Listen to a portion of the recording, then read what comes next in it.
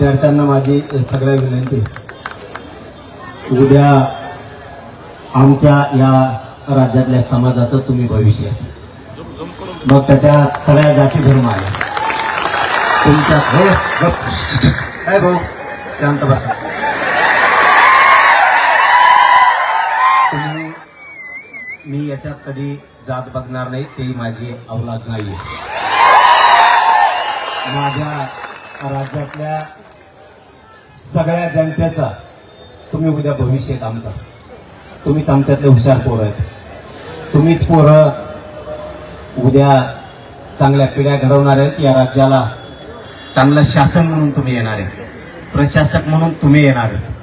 त्यामुळे मी तुमची मागणी ऐकून घ्यायला आलोय, मला सगळं सविस्तर कळू द्या, तुमचं म्हणणं काय, मग मी इथूनच तुमच्या समोरूनच सरकारला पण कॉन्टॅक्ट करतो, मला आधी पूर्ण समजून घेऊ द्या। आणि मग आता आधी मला सरकारचं बोलू द्या, तुमच्याशी चर्चा करू द्या। ए व्यासपीठावरची का दामाजी फुगेरी होते, मला अगोदर या विद्यार्थी बांधवाशी चर्चा करू द्या, तुमच्याशी मागणी समजून घेतो, मला तर कळायला पाहिजे काय, मग सरकारला बोलतो आणि मग त्यांचा काय निरोप येतो, मग त्याच्यानंतर बघू आपण प्रश्न मार्गी कसा। फक्त शांततेत बसा आणि उभं राहिलेलं बसून घ्या, म्हणजे काय होतं बाकीच्या पोरांना त्रास होत नाही त्याचा। आता तुमच्यातलं कोणीतरी मला समजून सांगा।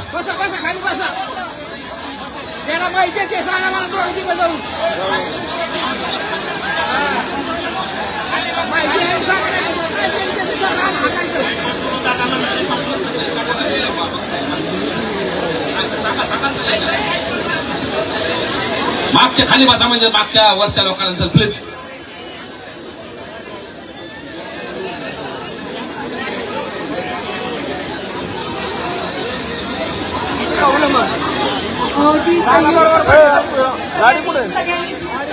सगळ्यांनी सहकार्य करा, आपल्यासाठी ते इथं आले, त्यांची तब्येत ठीक नाही, सगळ्यांनी सहकार्य करा, सगळ्यांनी प्लीज बसून घ्या, अजिबात दंगा करू नका, सगळ्यांनी शांत राहा, आव्हान आहे माझं तुम्हाला, त्यांची तब्येत माझं काहीतरी ते आपल्यासाठी आले, मला त्यांना मुद्दा समजून प्लीज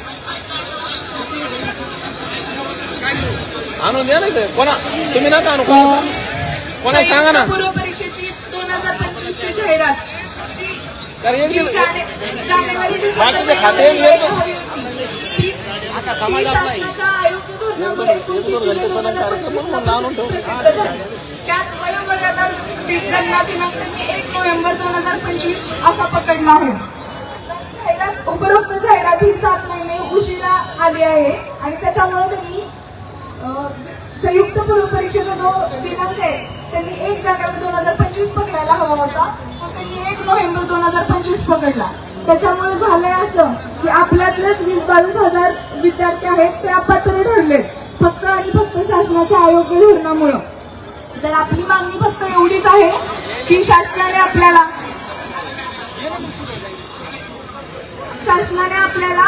1 महिना वयोवर्ष सवलत मिळावी। सगळ्यांना विनंती आहे, दादांना मुद्देसूद, आता आपण माईकच्या समोर दादांनी सांगितलं की माईकवर मला मुद्दे समजावून सांगा, आपण सांगतोय, तुम्ही स्टेजवरच्या मान्यवरांना मी विनंती करतो की शांतता ठेवा, दादांना विषय समजून सांगू द्या, कुणीही आपापसामध्ये बोलू नका। दादा, दरवर्षी जाहिरात ही महाराष्ट्र लोकसेवा आयोग अंदाजित वेळापत्रक जाहीर करत असते आणि अंदाजित वेळापत्रक जाहिरात करत असताना ऑक्टोबर 2024 मध्ये जाहिरात येणार असं त्यांनी डिक्लेअर केलं होतं। त्याच्यानंतर तब्बल 9 महिन्यांना जाहिरात ही लेट आली आणि सगळ्यात महत्वाचं 9 महिने जाहिरात लेट आली, त्यामुळं जे आपले काटावरची पोर आहेत, जी 32 वयोमर्यादा आहे, 32 वर्षापर्यंत मुलगा PSI ला अर्ज करू शकतो आणि शासन ती जनगणना म्हणजे तारीख कशी वय कसं पकडतं तर त्याची प्रचलित पद्धत आहे 1 जानेवारी पकडायची पद्धत आहे। तर ह्यावेळी शासनानं अर्थात महाराष्ट्र लोकसेवा आयोगानं 1 नोव्हेंबर ही तारीख पकडली, त्याच्यामुळे तो 3 महिन्याचा गॅप